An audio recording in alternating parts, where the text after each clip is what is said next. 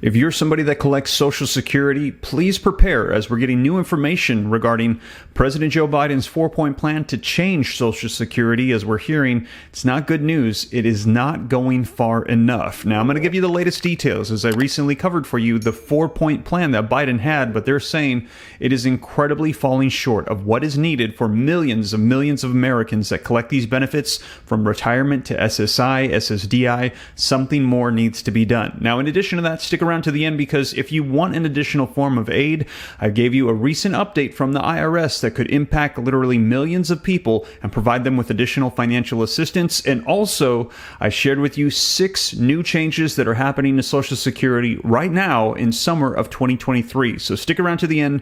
Don't miss those. But you guys, let's get you caught up on the latest. And do me a favor before we dive in. If you appreciate the updates, don't forget, smash the like button for me. Just takes a second. Thank you so much. Hit subscribe to stay up to date. I'll keep you up to speed on everything going on. But with that being said, you guys, let's go ahead and dive right in. So as always, link in the description below to this article that came out just a couple days ago. And I shared with you guys that Biden had released this 4-point plan because we have bipartisan agreement that there needs to be reform for Social Security. As a matter of fact, we heard that 2023 was going to be the year of Social Security reform. Republicans and Democrats alike agree changes need to be made because we're running out of time for the solvency.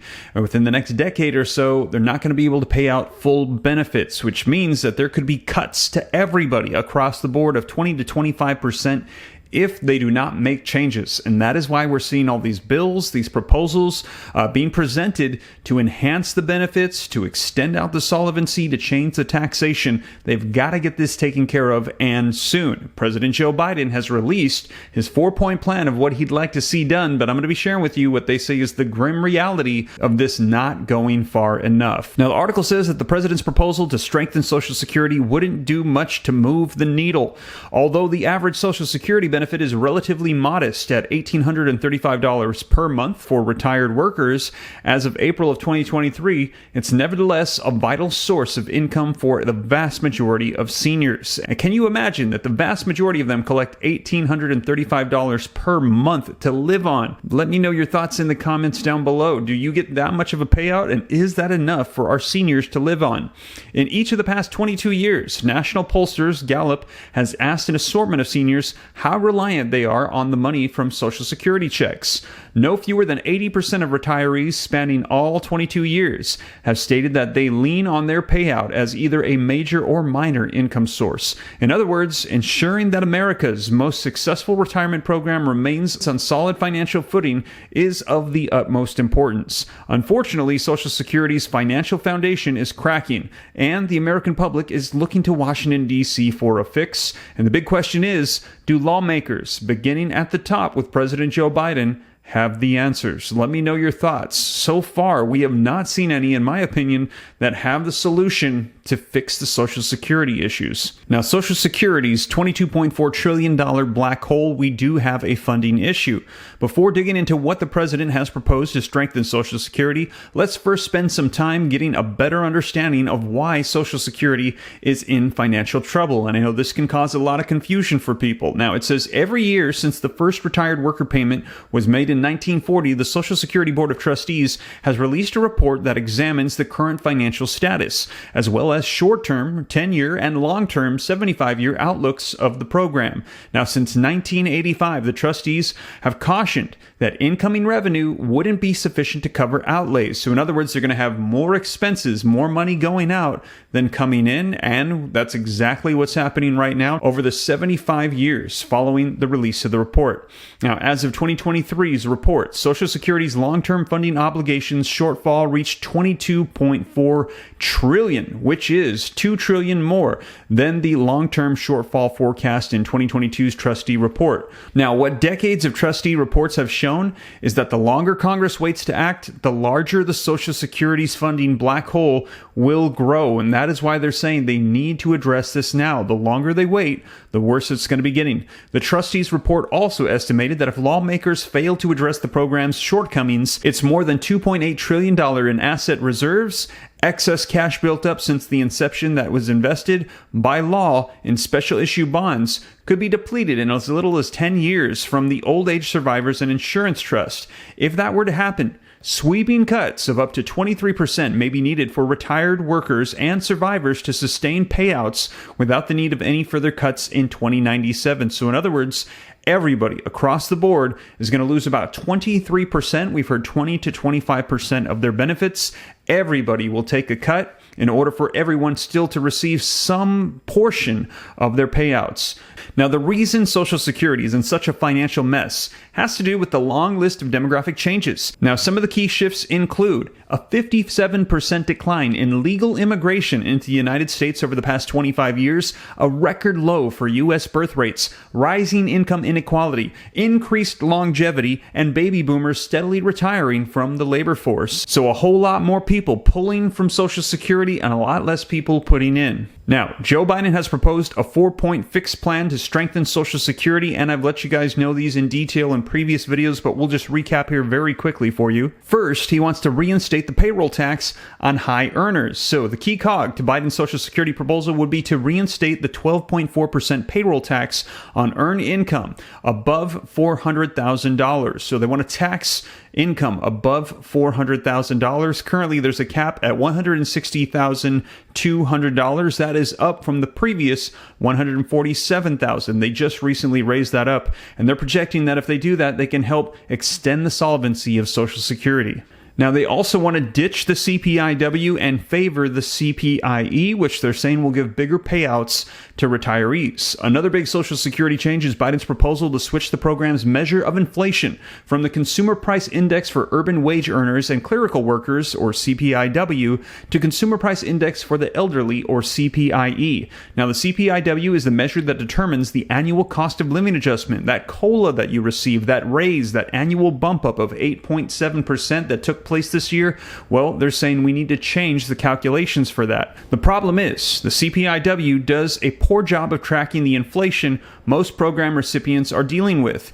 Even though seniors make up the bulk of Social Security's beneficiaries, the CPIW is tracking the spending habits of predominantly working-age Americans, urban wage earners, and clerical workers who are not receiving Social Security benefits. The CPIE, as its name implies, would solely track the spending habits of households with persons ages 62 and over, which would, in theory, provide a more accurate and higher annual COLA. So they're saying if the CPIE was in place, that 8.7% you received should have been higher. Now, Social Security raises. As we've mentioned, they want to bolster the special minimum benefit, which essentially would increase that bottom line by $485. I've covered that for you in detail here on the channel. Though it may be a fact that flies under the radar, Social Security does have a special minimum monthly benefit for lifetime low-earning workers. In 2023, the special minimum benefit for someone with 30 years of coverage was $1,033.50. And essentially, they would bump this up to 125% of the federal poverty line,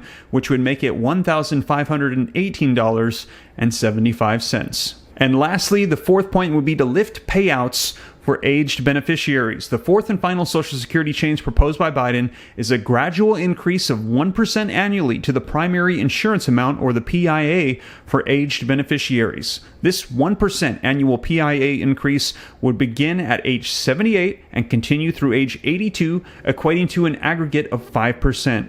Now, the why behind the increase has to do with older Americans dealing with higher costs at their age. Prescription drug expenses, medical visits, and even transportation costs to get to the doctor's office can all increase as a person ages. Increasing the PIA gradually is designed to offset some of the added cost burdens. So that is the 4-point plan, but here is the grim reality of Joe Biden's Social Security proposal. Like most proposals, it all sounds great on paper. Social Security would bring in additional revenue, and that revenue would help fuel higher annual COLAs for all the 66 million plus beneficiaries and increase the special minimum benefit for lifetime low earners and higher payouts for retirees as they age. But there's a grim reality to Biden's proposal that needs to be addressed.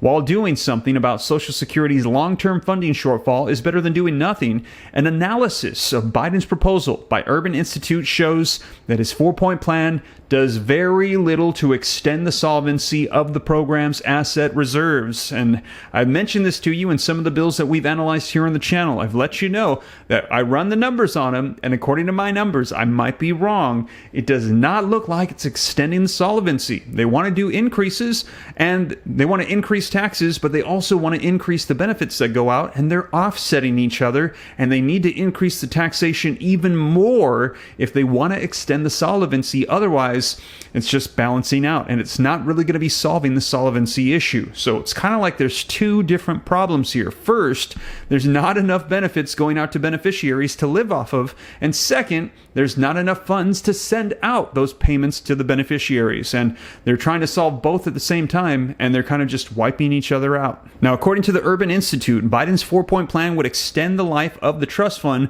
by about 5 years. Now, if Biden were to simply propose an increase on taxation to high earners and made no other changes to the programs, the solvency issue for the trust fund would have been kicked much further down the road. So they're saying if they don't increase the minimum payments and those benefits that beneficiaries receive, it will extend the solvency. But since they're going to send out more money, it's going to take away from the duration of solvency. Now, in fact, an analysis of the Social Security Administration's office chief actuary estimates that exposing all earned income to payroll taxes would extend the solvency for the trust fund by about an additional 35 years. Biden's additional proposals to beef up the COLA payouts that lift the special minimum benefits and increase the PIA for all age beneficiaries negates the bulk of the revenue boost from reinstating the payroll tax to the rich. Now, the OCACT's analysis also clearly shows that taxing higher earners isn't a solution by itself. Although it would kick the problem further down the road, other pathways will need to be considered to completely tackle Social Security's $22.4 trillion and growing funding deficit. These solutions may include a payroll tax increase above 12.4% on earned income and or increase the full retirement age, which we've heard is currently being proposed, the age a person becomes eligible for 100% of their monthly retirement benefits. Now again, this is Biden's 4-point plan, and there have been a ton of bills proposed. I've let you know of over 7 different ones, and there are more than that. One of the main ones that's getting a lot of traction right now is the Social Security 2100 Act, which has that $485 minimum bump up that we mentioned, along with taxation changes. That one aligns very much so with Biden's 4-point plan. Now, I'll keep you up to date on this because they have got to do something soon. We've heard 2023 is going to be the year of Social Security reform, and there are literally tens of millions of Americans that receive this that are depending on these changes. Now, in addition to that, if you want a little bit of extra help, we've gotten word from the IRS that there are literally millions of people out there that are missing out on leftover money to the tune of almost roughly $900, in some cases literally thousands.